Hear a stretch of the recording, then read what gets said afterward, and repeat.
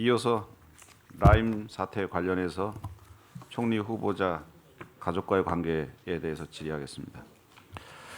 라임 사태와 관련해서 후보자 자녀 일가에 맞춤형 특혜 펀드가 개설됐다라고 하는 의혹이 지난해 11월에 언론을 통해서 알려졌습니다.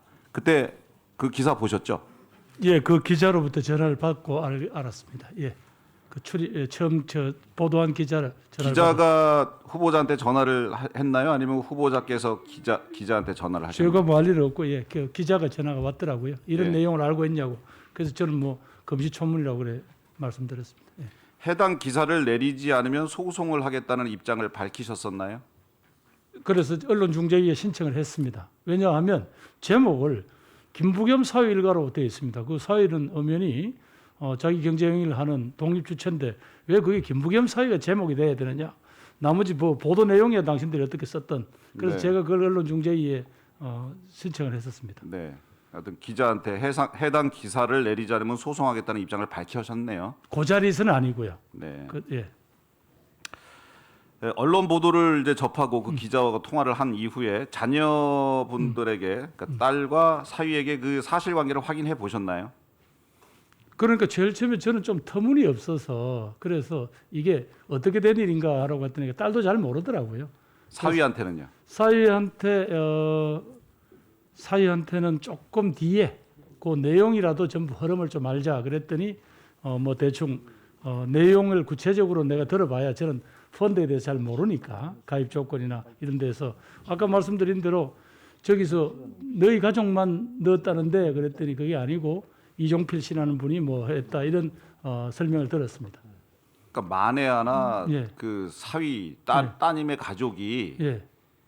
그 라임 측으로부터 특혜를 받았다면 후보자 입장에서는 굉장히 큰 문제잖아요. 정치인이신데. 그럼요. 예, 그렇게 되면 그러면 예, 그렇게 예, 건성건성 물을 게 아니고 정확하게 뭔지 육하 원칙에서 따져서 이것이 정말 특혜를 받은 건지. 아니 그래 왜 특혜라는 건지 의원님 말씀해 주세요.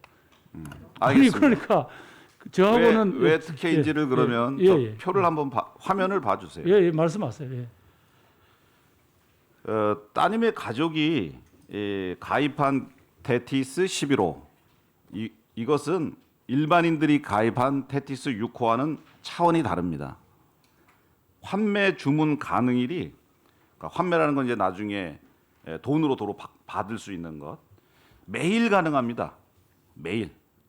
대개는 한 달에 한 번 환매 요청을 하고 그리고 그거 바로 밑에 보시면 환매 신청 후에 24일 이후에 입금을 받습니다. 돈을 도로 받는 거죠. 근데 이거는 매일 환매를 할 수 있어요. 매일 내가 팔겠다는 의사 표현을 할 수 있고 환매 신청 후 4일이면 내가 돈을 받을 수 있다. 이런 구조로 되어 있는 겁니다. 판매 보수율이요. 보통 1%입니다. 근데 이거는 0.04% 거의 없어요. 환매 수수료는 아예 없습니다.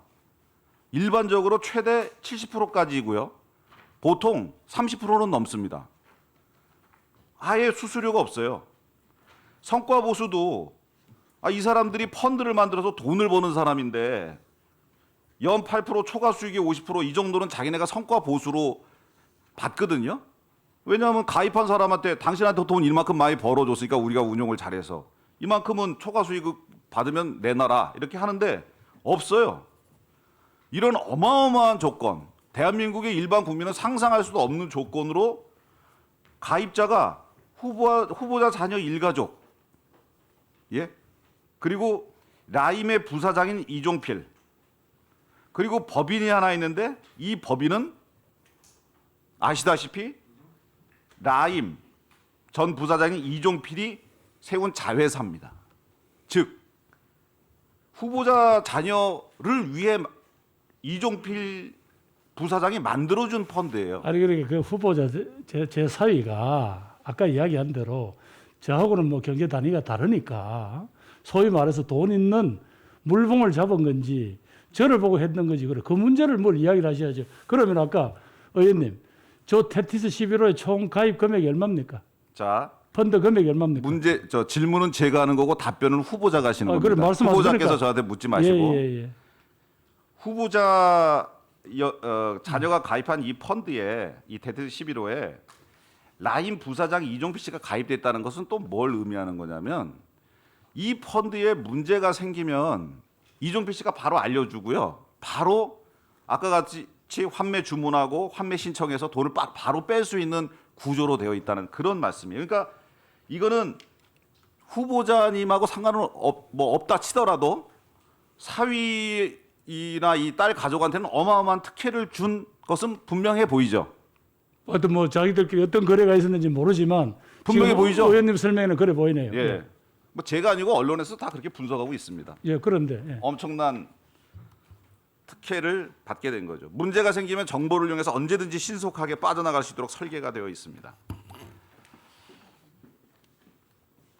이런 펀드는 사실 일반 국민들 라임 사태로 인해서 피해를 본 그 국민들은 정말 이 보면은 화가 머리끝까지 나죠.